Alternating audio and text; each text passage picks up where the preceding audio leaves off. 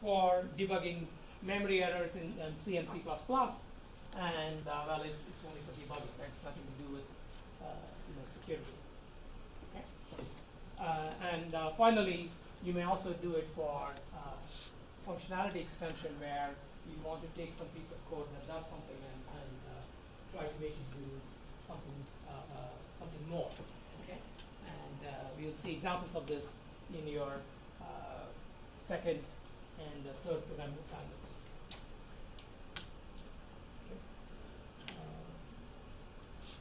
Another reason for doing this another application is sometimes you have applications that run for a really long time.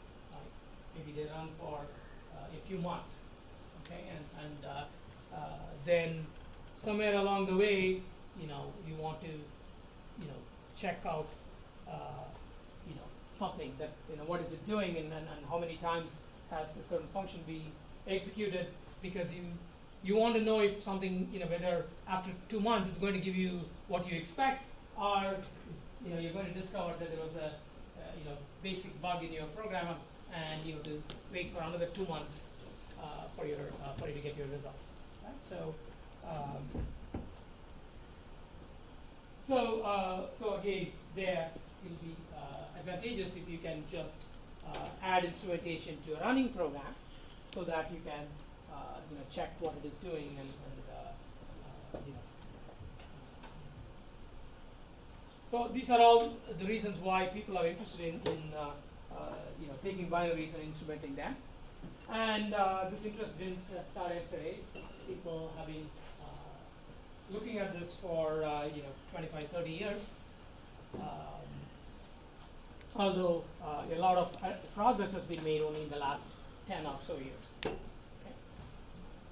Yeah, so there are two ways to do this. One is the approach that you would normally think of, which is you take the binary, you analyze it, figure out where you want to put the checks, and you add the checks, and that's your, and then you, after putting in the checks, you run it.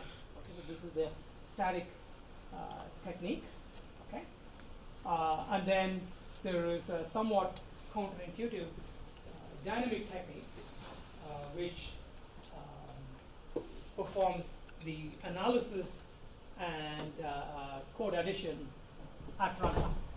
Okay, and this is may seem like such an impractical approach, but as it turns out, this is a much more practical approach than this one, than the static approach. Okay, we'll see why that is further down.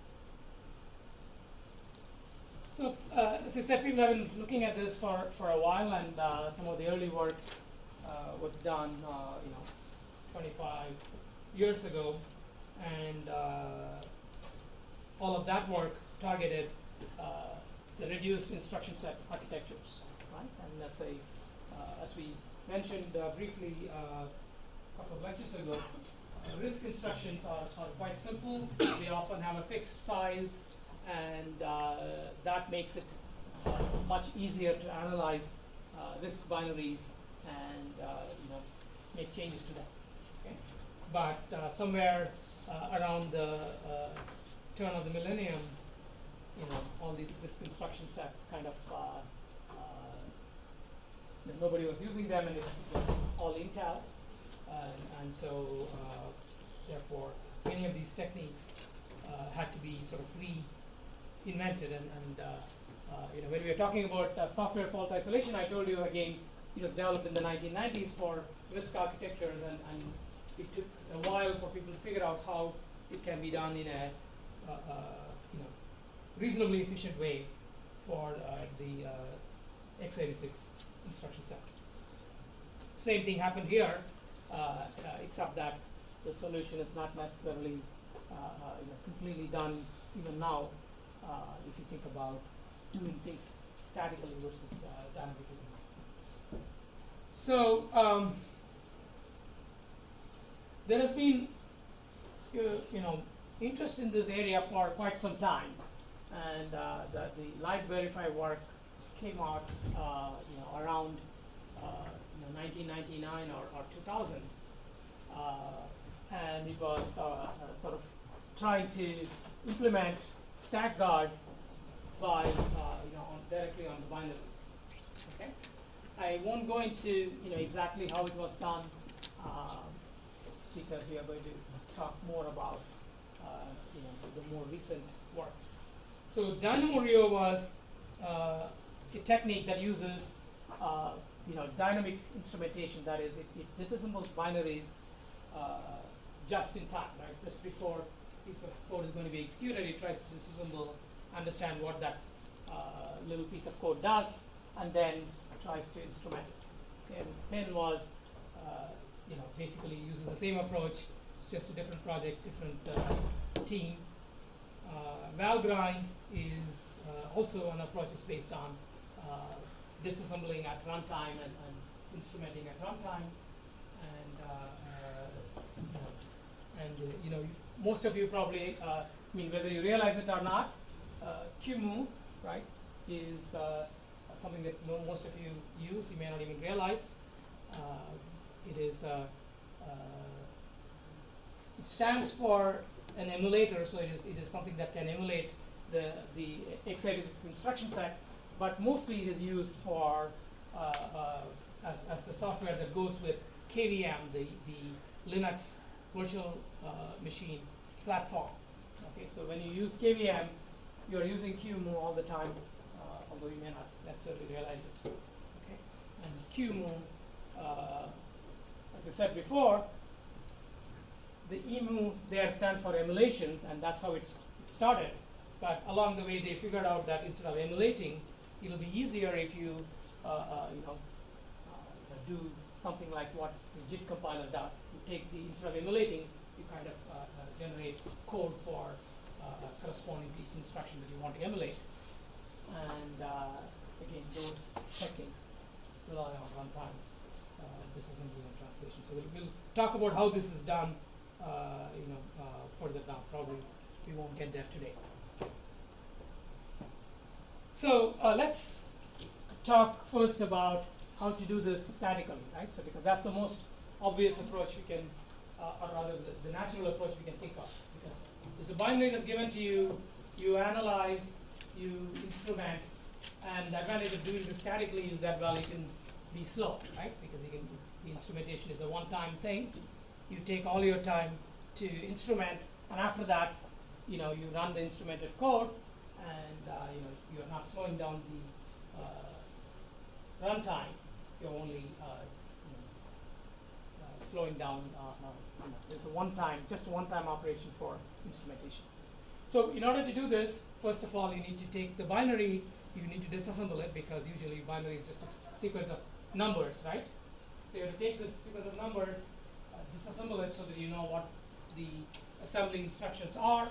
Then you understand, then you analyze the behavior of these instructions, and then you introduce the checks that you need.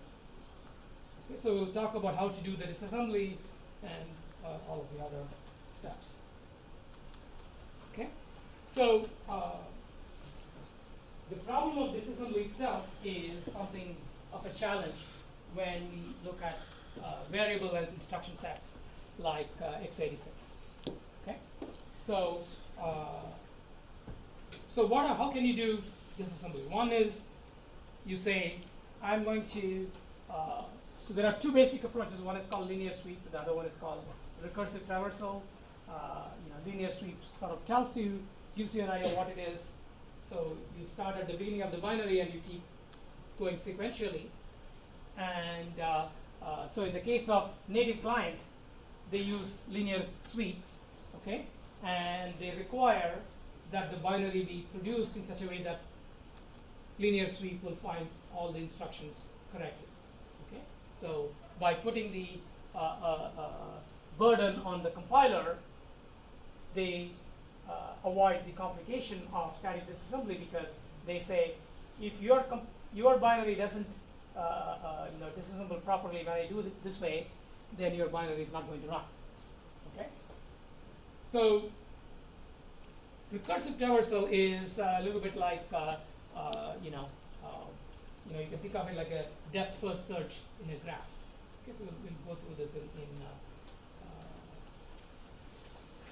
more detail. Okay, so what is a linear sweep algorithm? That's the algorithm. It's very simple. You start from, every binary has an entry point.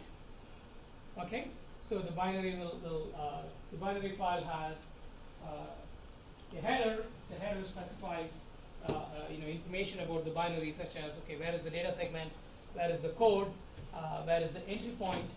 And so the meaning of the entry point is that when the binary is loaded and run, then the execution will start at this entry point. Okay? So that's what you start with, and then you simply disassemble sequentially from there. Okay, so you're going to initialize address to the start address, and then you're going to decode the instruction at that address. And when you do that, you will know its length, right? Because you know, once you decode the instruction, you know, is it a 1 byte, 2 byte, 3 byte, 4 byte, 5 byte, 6 byte, whatever, right? So once you have decoded and found the length of that instruction, then that tells you where is the next instruction. So you can figure out the length of the instruction once you have decoded it, and you set address, increment address by that amount, and then you go back and so this is how you do it until you reach the end of the code segment.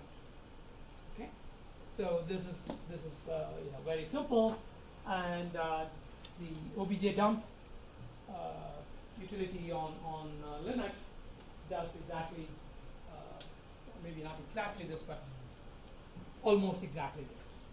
Okay, and so I in your first assignment, I asked you to use obj dump to dump your binary so that you can see all the instructions that were introduced by the compiler, right? Because otherwise it's kind of hard to see those instructions.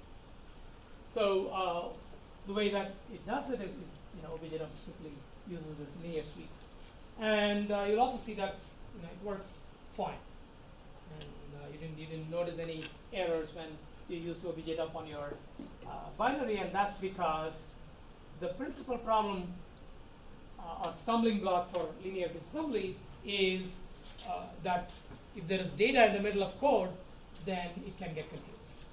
Okay, so let's see how that works. Right, so here is an example.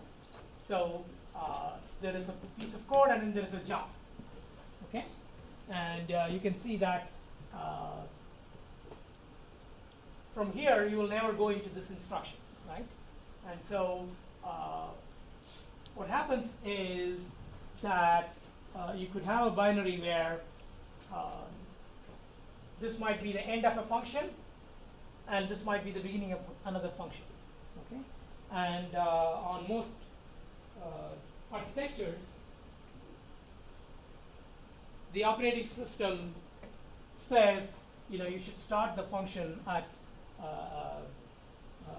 certain alignment, right? So for instance, for the 32-bit architecture, it might say that a function should always start at a 4-byte boundary.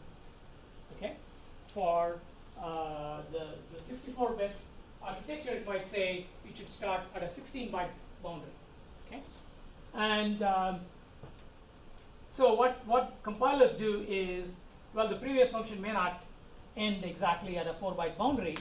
So what the compiler often does is it can insert some kind of padding in between this function and the next function. Okay, so that's one reason why you may have data in the middle of code. Right? And another reason is that, well, it is actually read-only data that this piece of code or some other piece of code in this, some other function in this binary makes use of. So again, remember, only read-only data can be put in the middle of code because practically every operating system today is going to ensure that code is only readable, right? It's not writable. And so if you put any data in the middle of code, that cannot be written. Okay, but of course your program uses plenty of read-only data such as constant strings and so on. So the compiler may put such data, read-only data, in the middle of the binary, and that may be another reason why there is this gap between the end of the previous function and the next function. Okay, or this may not even be the beginning of this may not be the beginning of the next function at all. You can see that in here you have a jump which just goes past and goes to that instruction. Okay, and the reason is that, well, most likely that's because this is some piece of read-only data that this function is already using, and it simply jumps over that read-only data, right? So the problem is that if you just keep doing linear disassembly, then you're going to reach this instruction, then you're going to say, okay, I disassemble this, then I'm going to go to this instruction, and then I'm going to disassemble that. Okay? So if you disassemble that, then it's going to look like this, right? Out is another instruction which is used for doing input-output from the processor. And the other thing that happens is that even though there are only 3 bytes of data here, you may go out of sync here when you do this disassembly. So if you disassemble the E6 opcode, that happens to be the out instruction, and then the out instruction takes only 1 byte of data, 1 byte operand.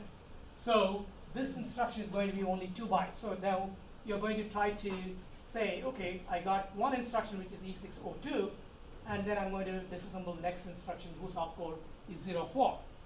Okay, and the 04 happens to be an add instruction, which requires another 1 byte operand, and so you go ahead and so now what you see what has happened is that BE, which is the beginning of the next instruction, has become some operand byte of some other instruction, right? So you have this effect that is called a cascading of error, right? Because there's an error that started in one place, but it cascades past the data, and so there's no telling how long this error will continue. Okay. So so this is the problem that you have with linear sweep, which can be avoided if there is no data and no junk in the middle of code. Okay, so if it's not there, well, then linear disassembly will work right. And the reason why OBJDump generally works on Linux is because the compilers on Linux, avoid putting data in the middle of code. Okay, because the recommended way to store read-only data is in a separate read-only data segment and not to dump it in the middle of the code. Okay, and so that is the reason why OBJDump generally works.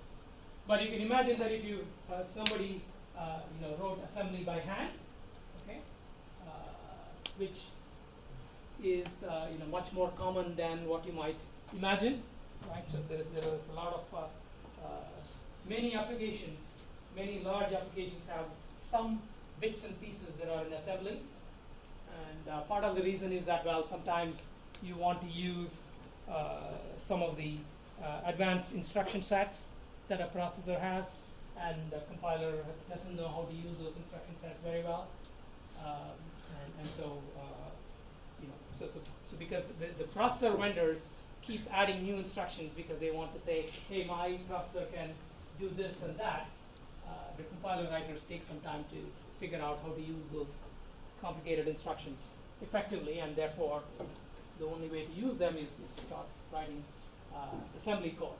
And when you write assembly code, then you're not as disciplined as a compiler might be. So you might start putting data in the middle of code, and then your disassembler will get confused. Okay. The problem, though, is that even if the disassembler gets confused, you probably won't recognize it, right? Because of this property called self-repairing. Okay. So essentially, what happens is that here's an example. Okay, and it's a very similar example as before.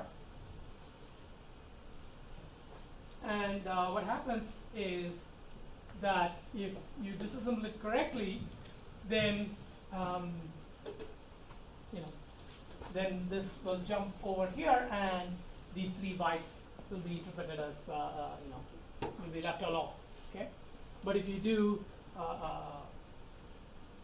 linear disassembly, then you'll get confused, and you might say this is no op, this is no op, and then at 107 is some other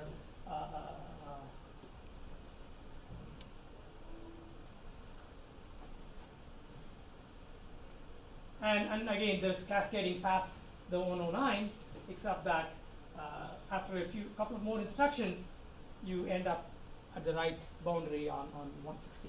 Okay, so why? Because it just happens to be the case that in this particular instance, you resynchronize after 2 more instructions. Okay, and as a result, if you just look at the disassembly output, you will not recognize that there are problems, because you know, a typical binary might have, you know, many thousands of instructions, and 1 or 2 instructions that are off, you know, you are not going to spot it by looking at it, you know, with your eyes. Okay. So there are 2 reasons why these errors don't get detected. One of them is that the x86 instruction set and many other instruction sets are very dense, meaning that most numbers correspond to valid opcodes. Okay, valid instructions.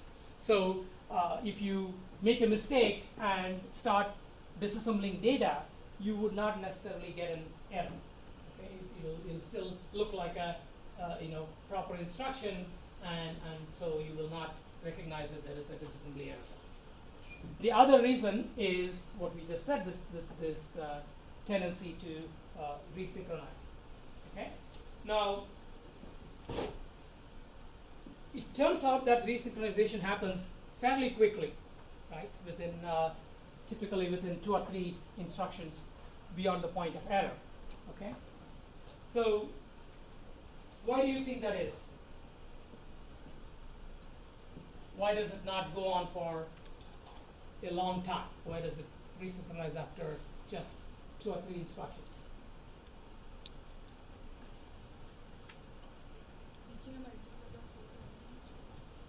No, remember, all the op instructions can be 1, 2, 3, 4, 5, 6. I don't know what is the longest, but it certainly can be that much. Yeah. There are only limited number of bytes that an instruction can start. So if the instruction is now starting with a legal byte, then that's a wrong construction. Right. As I told you, that what I just said is that most bytes are legal, and therefore you typically don't recognize that kind of error. Okay, and the question now we are asking is arises only in the case where you don't run into that kind of obvious disassembly error, because if you have that obvious disassembly error, the linear disassembler will still tell you at that point something is wrong, and the disassembly didn't work, right? So generally we don't have a problem if somebody tells us there is an error, right? So we write a program, we compile, the compiler tells us there's an error. It's not a problem for us, right? We can go fix it, right? The problem, we get into trouble when the compiler doesn't tell us, and then the program doesn't work. That's what takes us a lot of time to figure out. Okay, so